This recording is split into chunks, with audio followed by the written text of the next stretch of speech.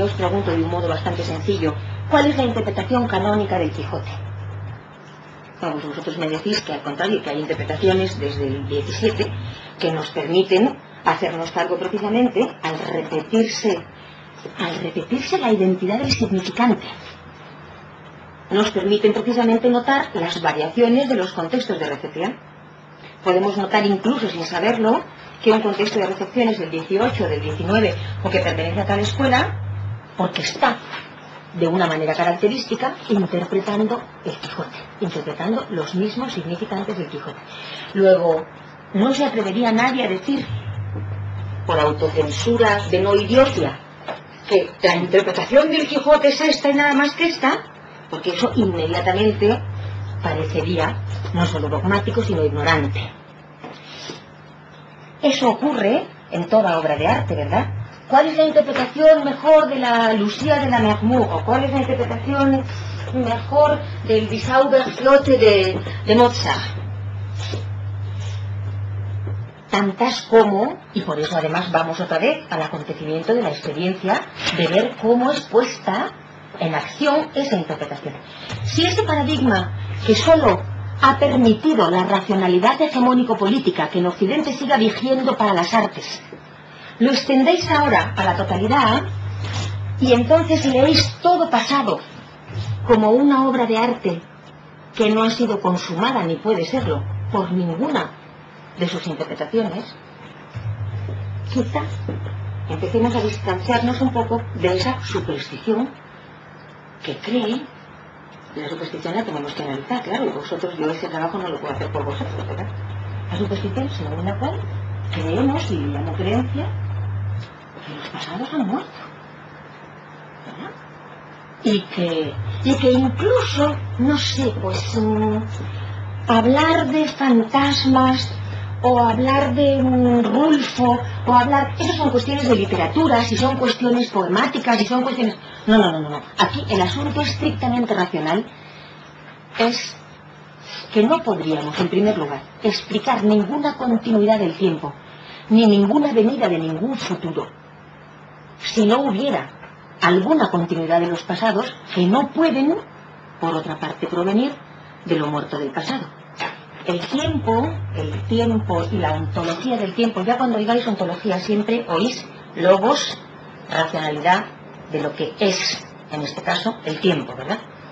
La ontología del tiempo ha sido el experimentum crucis de toda la tradición metafísica, el lugar del estrelle de la tradición metafísica. No ha conseguido nunca explicar el tiempo porque necesitaba poder dar cabida o dar salida a ese tiempo que es el de la sucesión, y no es posible ni siquiera explicar la sucesión si no hubiera alguna dimensión de la que proviene el tiempo que no fuera lo pasado muerto, sino lo posible del pasado.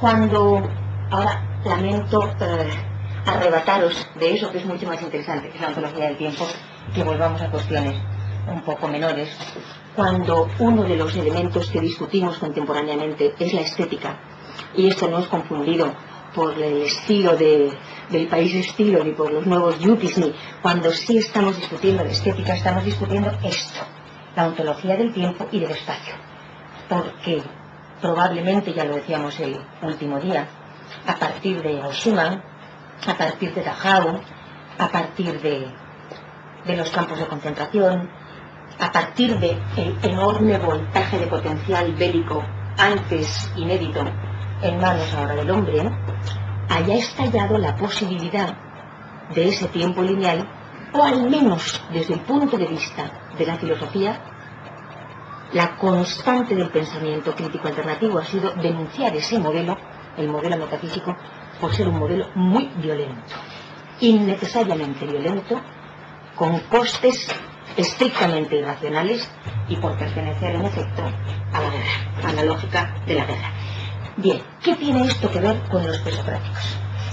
Pues que toda la referencia del pensamiento contemporáneo alternativo y del pensamiento crítico de la tradición metafísica, vehiculado a partir de Nietzsche y luego después por Heidegger, y después por el postestructuralismo francés, y por la escuela de Torino con Gianni Vattimo, y por el pensamiento trágico español con representantes espléndidos de los que os hablaré algún día, si queréis, etc.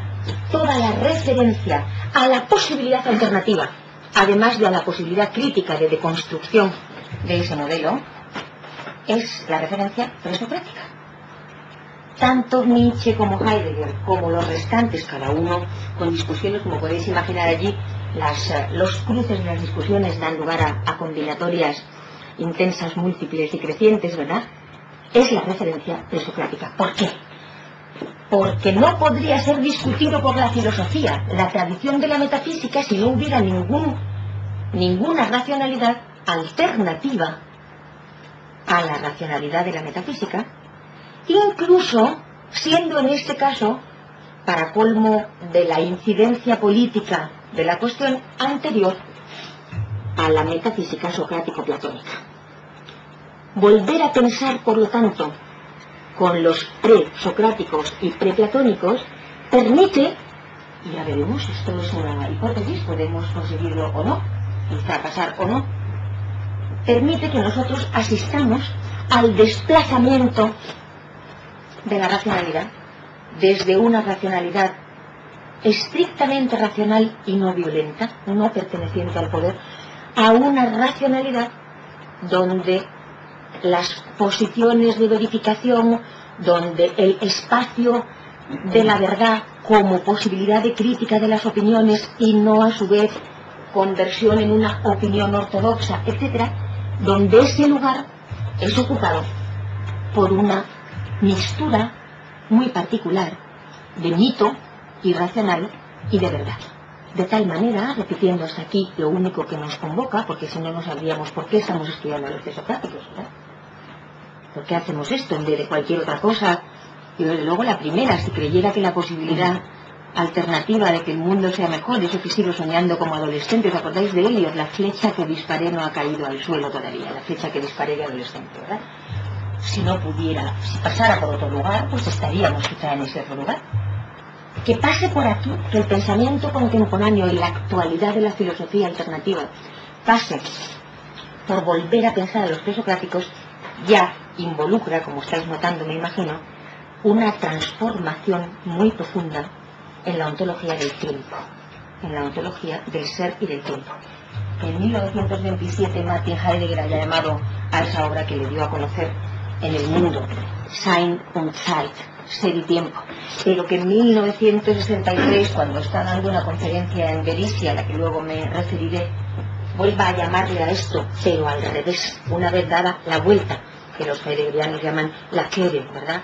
La transformación del pensar, claro, una transformación tal que le lleva de poder ser una autoridad política del nazismo en el campus, ¿verdad? Le lleva a desproveerse de todo pensamiento del poder, habiendo sido testigo interno de toda esa, de dónde conducía la metafísica de la voluntad y de la libertad, y de qué giro, qué vuelta hay que dar. Y cuando sí da ese giro, en el 63, entonces dice tiempo y ser, Zeit und Sein, en este caso. Que esté el pensamiento contemporáneo pensando el tiempo. Ortega también lo decía, el tema de nuestro tiempo es el tiempo, ¿verdad? Que esté pensando el tiempo, cuidado con esto, y el espacio del tiempo, para que no haya el nowhere, para que no haya el no lugar, para que no haya solamente el utopos, el atopos, el ningún sitio, aquel al que nos referíamos ayer, el otro día, con la crítica de la Antígona de Sófocles. Eso tiene que ver, y ya termino porque si no, no entramos nunca en nuestro asunto, tiene que ver con la crítica de la violencia de la metafísica y con la crítica, por lo tanto, de la historia del pensamiento occidental a partir de Sócrates-Platón, de acuerdo con la tradición de ontología política crítico-alternativa